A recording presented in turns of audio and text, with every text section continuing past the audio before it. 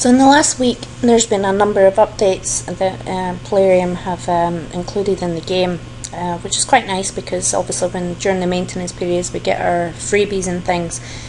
The biggest update that's been brought this week is this new building, which is between the palace and the oracle, and it's called the Sanctuary of the Aesir.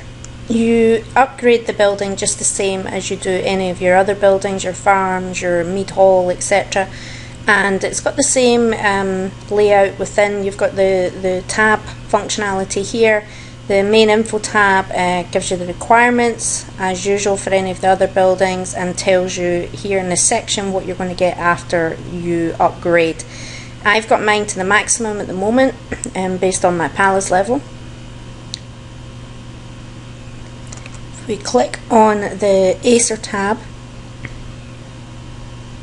within this section there is these filters which are quite nice. If you drop down the element one, you will see that there's 3 elements: earth, fire and ice, and there's 3 aces assigned to each element. So if we look at element of earth, there's 3, the same with fire, and the same with ice. Okay, here over on the right hand side you can choose, I assume they've got this filter here perhaps because as the game develops further they may include many more Aesir, so this list could get quite hectic, and I think here this filter will probably work in order to be able to quickly filter based on the level. At the moment though, when you've only got a few, I don't really see this being hugely helpful, but it's there, you know, you can use it if you want. If we go back, I can take the filter off from the element of ice and just go back to all. When you're viewing them all, they are ordered by the highest level of Aesir. So this one's at number 4, 3, 2, 1, and then the others are all at 1, all the way down. Now this one's at the bottom, and the reason it's at the bottom is because it's in recovery mode. So although he's a level 7, he's at the bottom because I can't summon him just now, and we'll cover that in a later section. But it's in order on the ones on the highest level first, if you can summon them. So if you're missing one, and you think I was sure I had one higher, you're going to find that it's down here at the bottom, and it's because it's in recovery mode at the moment. So if we have a quick look at this top one here,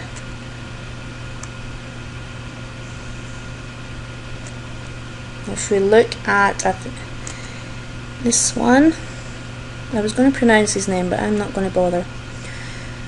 Okay, so this wee green box here tells you the level that the Aesir is at. So he's at 4 of 10. He's currently being enhanced, which is why he has that wee sort of swirl going around the circle here. You can just see it in the background. So I can still summon him just now, but he would just be summoned as a level 4. There's 5 hours left on my enhancing process. Enhancing just means that we're upgrading him, fancy word. If we scroll down here, I can use a boost on it if I want. I can go in and boost it. I'm not going to waste any boosts on this. This section here shows you the reward that you get for enhancing the ace. Now there's 2 different sections. There is a temporary bonus and there's the permanent bonus. The permanent bonus, when you do the upgrade, gives you that bonus for the lifetime of the game. The temporary bonus is only for the short period of time that you have summoned the ace. And when you summon the ace, at the moment you get that summon for 1 hour. So you get this temporary blessing when you summon the Aesir, and you get this permanent bonus once you have enhanced it. So because mine is at 4 just now, I'm getting this 6%, but once this enhances went to level 5, I think it then jumps up to 8.5. It includes this wee green bit here. It's telling you in the other section here that the bonus in the War of the Aesir, it has an offense enhancement against the Ice Aesir of a 1.4%. And what that actually means is that your opponent can also summon an ace, and if you know what it is, it helps you select which ace you are going to select to essentially combat and defeat your opponent. Here it tells you how long the blessing, in the duration section it tells you how long the blessing is, so when you summoned it you get it for 1 hour. And here is the big playoff here. The recovery for this, when I summon him, I can't use him for another 2 days and 17 hours, and you can't boost that. So you have to be very selective on when you are using your ace, when you're going to summon them, because once you've used it for that hour, you're not going to be able to use it again for another couple of days. And I think the green section is what you're reducing it by when you do your upgrade. So when mine goes to the next level, I'm going to knock another 1 hour and 23 minutes off the recovery time. And here it's telling you the experience and the influence. So it's telling you the shaman and the hero experience, and how much additional influence you are getting from that ace. I've actually upgraded some of the ace using resource. Some you require to use gold, and some you require to use these new things called shards. Clicking on each one shows you what the requirement is for your next upgrade. So here this ace is at level 3 of 10. The cost to enhance it to level 4 is here, and this one is a resource one. So I can enhance this particular acer right through to level 10 on resource. That's very, very hefty requirements on the resource. It's the same for the gold, and it's the same for the shards. So the first level, not too hard, not too difficult, not too heavy on those requirements, but each one it seems to double. So the gold doubles, the shards double, and sometimes more than that. So you probably want to be selective on which ace you're going to do first. I've done a few of them, purely as well because you're also getting that influence jump as well. Each ace offers a different set of bonuses. So this one is giving me siege offense, scout offense, and march speed. And the permanent bonus that I get from this, from upgrading this as well, is giving me siege health, and it's giving me an extra bonus against fire Aesir. If we go back up the top, if you forget which ace you're in, over here it tells you what that element is, if it's an element of earth or element of ice or element of fire. It tells you here. So this particular ace requires resource to upgrade. Let's have a look at this one. This one, element of fire, it requires gold, and it doesn't change. So if I then upgraded this to level 3, the next upgrade would require a bigger amount of gold. It doesn't suddenly switch to requiring RSS or shards. But this one is giving me melee defense, which is why I chose to use some gold and do some upgrades on this one as well, because I'm getting melee defense on here. Range defense I'm not so much interested in, but I'm also getting the march speed. From the ace is this melee health. The permanent bonus I'm getting from this ace is this melee health section here. I'm getting an extra 2.5% on my melee health, and that's on top of all my other bonuses that I have and all my knowledge, etc., my gear, and any quick bonuses I choose to run over on the right hand side section here. Again, if we scroll down, it's going to tell me any bonus that I'm going to get against a different ace. So it's going to give me an offense bonus against the ice ace of a 1.2%. The blessing, I get it for an hour. and the recovery is at 2 days and 2 hours, so pretty steep. If I scroll down,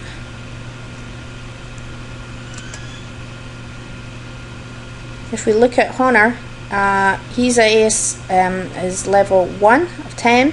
He's an element of ice. To enhance him, I require to use shards. So for this particular ace, it's not RSS, it's not gold, it's shards. Now, it's quite a significant jump from level 1. I think it was 2,250 shards, but now to go to level 2, I need 79,500. And once I have that amount, I can then click instant and it will then upgrade. So this ace is giving me total health of 1%, and once I do the upgrade, I'm getting an extra 2%, taking it to 3%. Got my additional warrior capacity, learning speed, and I get these obviously when I do the summon. And then the permanent bonus I get forever on this one is a total defense of 1%. The defense against the Earth Aesir is 1% as well. And if we have a quick look, you will see here that the duration, I can summon him and I'll have him for 1 hour, and the recovery period of that is 1 day and 9 hours.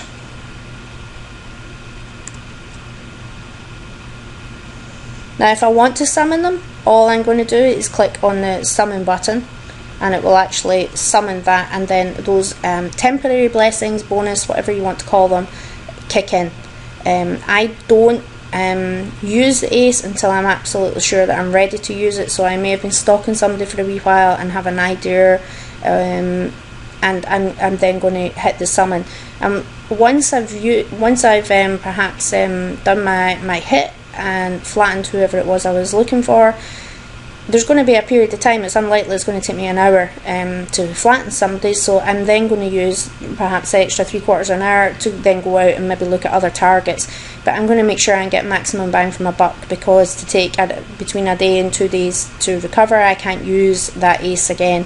So you want to be sure that you kind of have a plan on how you're going to use your ace before you hit that summon button, because you've only got essentially 60 minutes. On the War of the Aesir tab, here you can see what ace goes with which element, and you can also then work out, it's telling you here, you have to pay attention to the element of your enemy's ace and summons an ace of the opposing element. Because if you've both essentially summoned the same ace, you're not going to get any benefit out of that.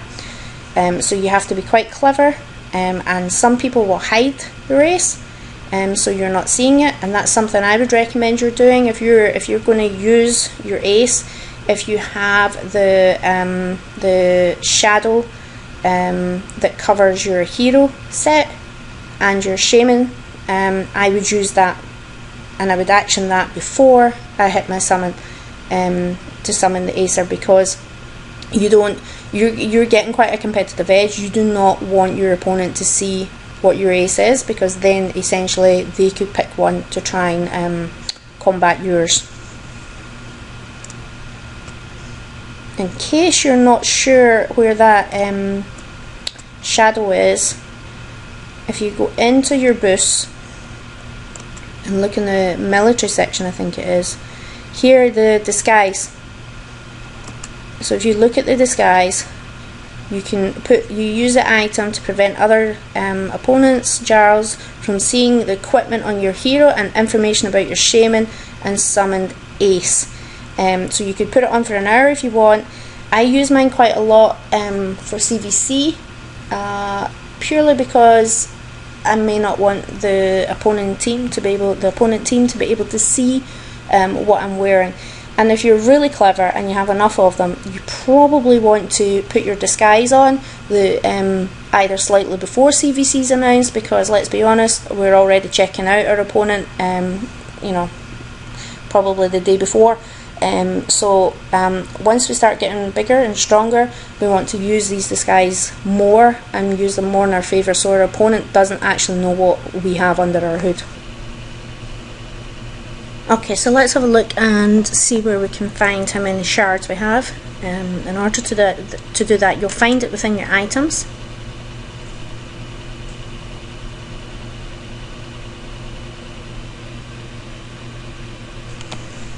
Okay, so from within the items, if you click on My Items, and then it should be under Resources. So along with all your scrolls and coal, etc., there is now this bit here called Soul Shard. Scroll down a little. So you can see it tells you how many you've got, and it's telling you here, use this item to instantly increase the level of the ace. So there's 4,909. How you accumulate shards is through killing, so any sort of attacks that you do and you successfully kill the enemy's troops, and also if you are successful in doing a defense, you will be assigned shards based on the full march that was sent. Now,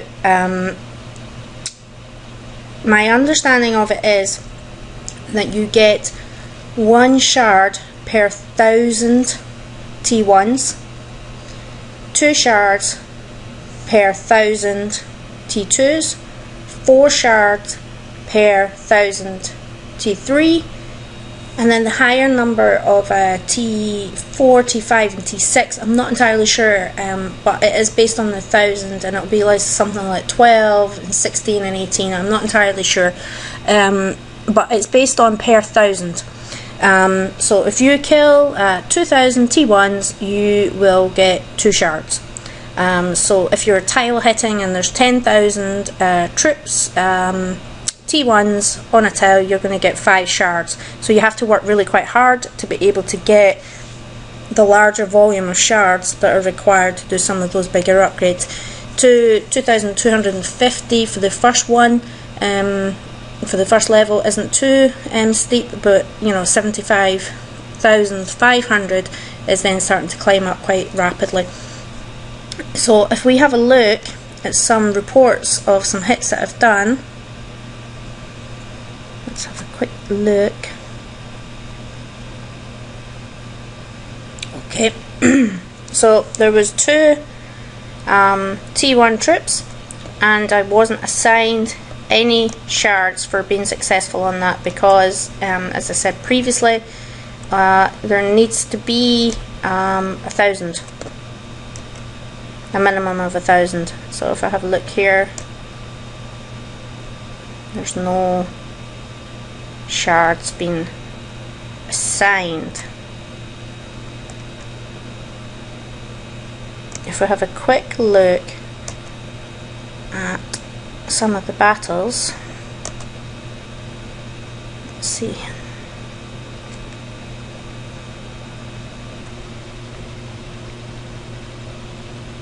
Right, okay, so this one should be, if we have a look here, Moog killed 427,000 T1 scouts, and look, he's been assigned 534 shards, and the opponent will also have been assigned, but he won't be assigned the 338 that his scouts killed. He will be assigned based on the 423,000 that Moog sent because the espionage failed, so essentially he defended successfully, if that makes sense. So playing around with it a little bit, remember to make sure that you select the right Aesir if you know what your opponent's Aesir is.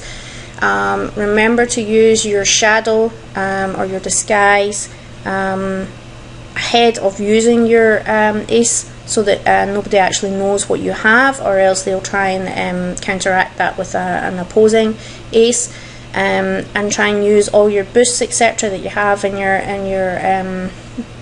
your battle bag, and just have a play around with it. As more information comes out about it, I'll update this video as we go.